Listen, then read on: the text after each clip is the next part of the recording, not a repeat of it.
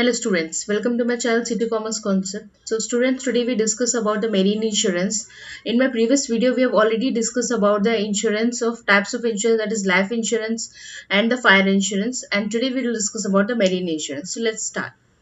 So students, here it is given that a contract of marine insurance can be defined as an arrangement under which the insurer undertakes to indemnify the insured in the manner and to the extent thereby agreed against marine losses. Okay, marine insurance किस लिए होता है कि उसमें ये बताया गया कि मैरीन इंश्योरेंस क्यों होता है कि वो एक अरेंजमेंट होता है between the insurer and the obviously जो हमारे जो इंश्योरेंस लेता है दैट इज इंश्योर्ड पर्सन। ठीक है, किस चीज के लिए होता है? जो भी हमारे मैरीन लॉसेस होंगे, यानी कि जो भी हमारे सिर्फ related to the marine losses होंगे उसी के लिए इंश्योरेंस बनाया जाता है। Marine risk are the perils of sea. Perils of sea का मतलब हो गया सोर्स ऑफ डेंजर, यानी कि मैरीन इंश्योरेंस जो लोग करा रहे हैं उनको किन किन चीजों का डेंजर है, उनको किन किन चीजों का डर है कि वो अपना इंश्योरेंस जो है वो कराना चाहते हैं। तो here is example that is storm, आंधी, कोलिजन हो जाना, कैप्चर, सीज कर देना, सिंकिंग ऑफ शिप। तो यानी कि ऐसे नेचुरल चीजें हो जाना या फिर कोई सीज कर लेता है शिप को, तो इस तरह की चीजों पे क्या है कि वो अपना इंश्योरेंस कराते हैं कि अगर उन्हें कोई भी लॉस हो तो वो क्या हो जाए, वो कंपनसेट हो जाए, उनको मिल जाए पैसा। So marine insurance is contract between the insured and the insurer. The insured may be cargo owner और अ शिप ओनर और फ्रेट रिसीवर। ठीक है, यानी कि इंश्योर्ड पर्सन भी कौन होना चाहिए? कार्गो ओनर होना चाहिए या शिप का ओनर होना चाहिए, तो फ्रेट रिसीवर होना ही चाहिए। फ्रेट रिसीवर मतलब जो है सामान को रिसीव करता है, जो भी हमारा किराया भाड़ा जो होता है, जितना भी हम लोग शिप को एक जगह से दूसरी सामान जो पहुंचाते हैं, जो उनको रिसीव करता है, ठीक है, वो होना चाहिए। The insurer is known as underwriter. The insured pays a particular sum which is called a premium. तो insured क्या है? वो कि एक particular sum जो भी amount होगा उसको क्या करता है? पे करता है, जिसको हम लोग क्या बोलते हैं? प्रीमियम बोलते हैं।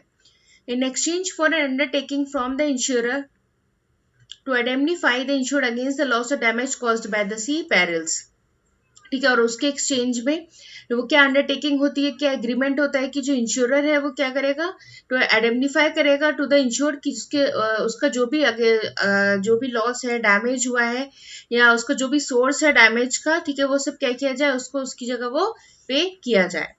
सो there are different types of marine insurance policies. Okay, the first is cargo insurance. Cargo insurance क्या होता है students?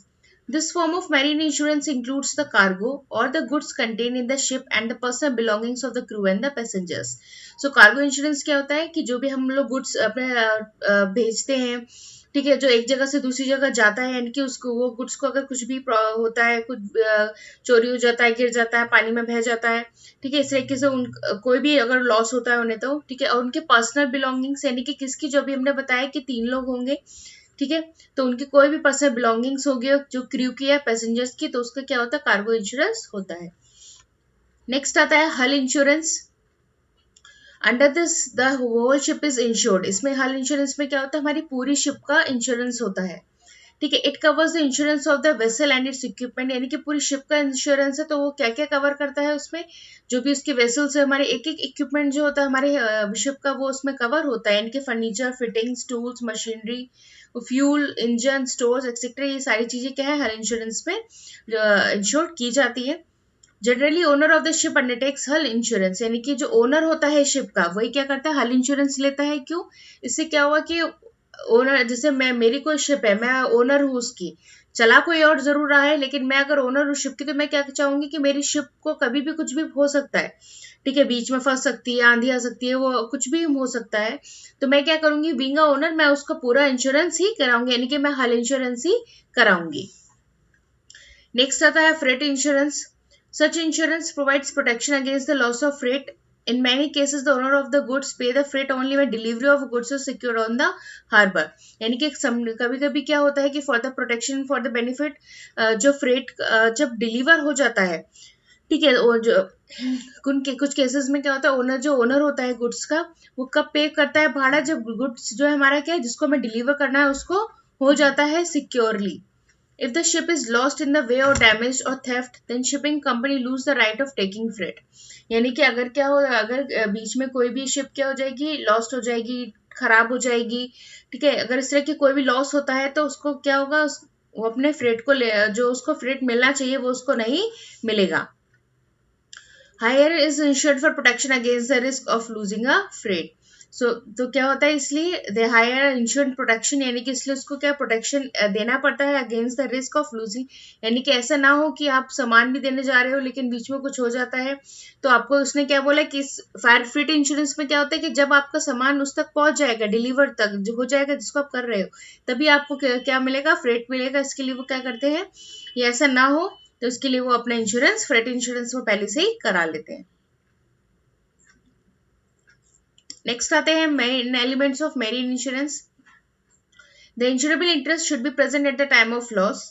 The contract of marine insurance is also contract of utmost good faith. So insured must disclose all the material facts. अभी हम लोग ने पढ़ा भी है principle of utmost good faith क्या होता है, कि इसमें the insured person is should disclose all the material facts related to the property. ऐसा ना हो कि उससे कुछ छुपाए, ठीक है।